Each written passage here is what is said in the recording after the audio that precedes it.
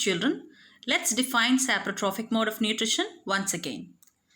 The mode of nutrition in which fungi or mushroom absorb their nutrients from the dead and decaying organic matter is called saprotrophic mode of nutrition. Now let's see some of the examples which are given in the textbook. Paheli is keen to know whether her beautiful shoes, which she wore on special occasions, were spoiled by fungi during the rainy season. She wants to know how fungi appear suddenly during the rainy season. Yes, children, the leather shoe, it's a organic matter which is obtained from the dead animals, like it's a animal skin, and it contains a lot of nutrients. So when there is moisture and also nutrients available, the fungus grows very quickly and it damages the leather shoes. Now let's see another example. Buzo says once his grandfather told him that his wheat fields were spoiled by a fungus. He wants to know if fungi causes diseases also. Yes, fungi causes diseases also.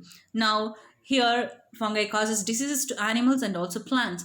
And here if the wheat field is affected, and the particular disease which affected the wheat field is rusting of wheat caused by fungi. Paheli told him that many fungi like yeast and mushrooms are useful. Yes, they are useful in baking and brewing industries. We use yeast. Yeast is a single-celled fungi and is very much useful for the fermentation process in the baking industries. So if we add yeast to the dough, it ferments faster.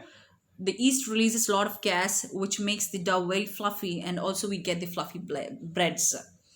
But some fungi causes diseases in plants, animals and humans also. Some fungi are also used in medicines. Did you know what is that particular fungi which is used in the medicine? It is Penicillium notatum, from which the antibiotic penicillin is extracted. You will study very in detail about all the uses of fungi in your 8th class. Now let's look at the next mode of nutrition, that is symbiotic mode of nutrition. Here you can observe very clearly, these are the roots of leguminous plants. What are leguminous plants?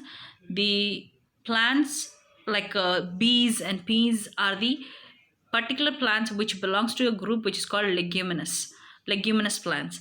And now here you can observe the roots of leguminous plants which have the swollen part here, and this swollen parts are the sites of the microorganisms growth, and the particular microorganism which grows here is Rhizobium leguminosarum, which lives in symbiotic association with the leguminous plants. What is this symbiotic association and symbiotic mode of nutrition?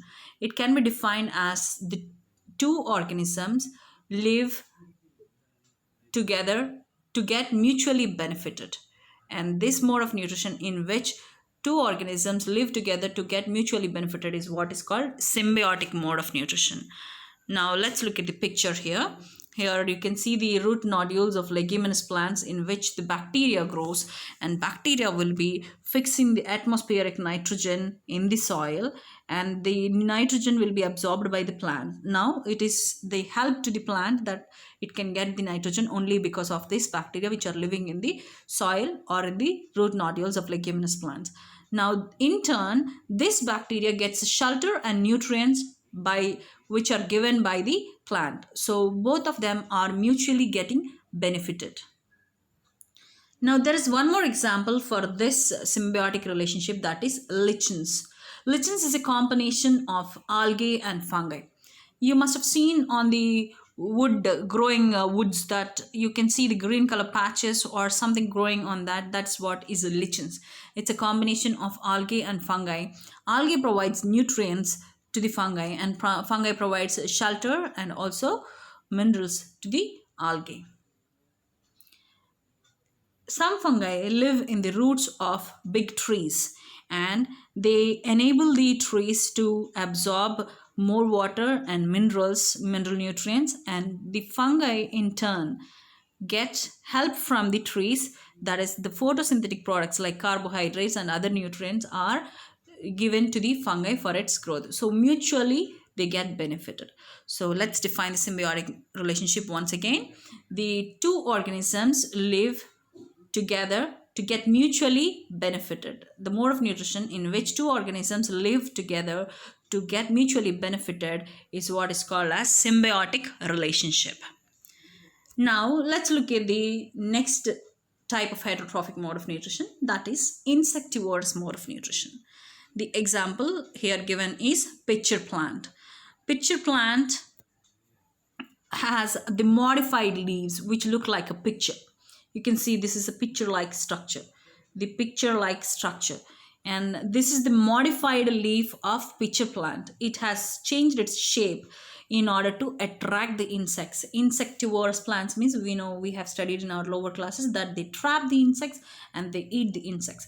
So for that sake, they change their leaves, modify their leaves into special kind of structures, picture shaped structure.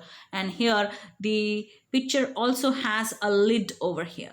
So what happens when an insect gets trapped inside, the lid immediately gets closed, and so the insect will be held inside, and where they release the digestive enzymes inside to digest the insect and obtain the nutrients from the insect.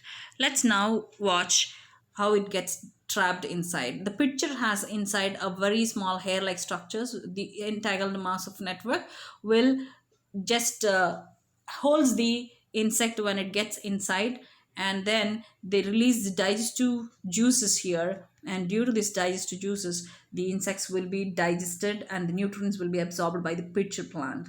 And why is this pitcher plant doing like this? Because the nutrients which are already, you can notice that the leaves are in green color, but the plant requires more amount of proteins, and as the proteins are not enough whatever are made generally, so they will be trapping the insects in order to get more and more amount of nutrients. Now let's see another example for insectivorous plants, that is Venus flytrap. You studied about this also in the lower classes. This Venus flytrap has a special kind of structure which is also a modified leaf, and here when the insect gets trapped inside the Venus flytrap, the trap will be closed and then it will be stuck inside and will be digested, and the nutrients will be absorbed by the plant.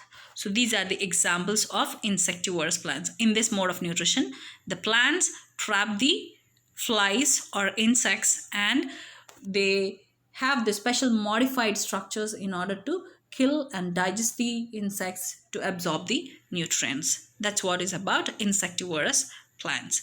Yes, children, with this we have completed different modes of heterotrophic nutrition in plants, and we will be discussing the last part in the next class.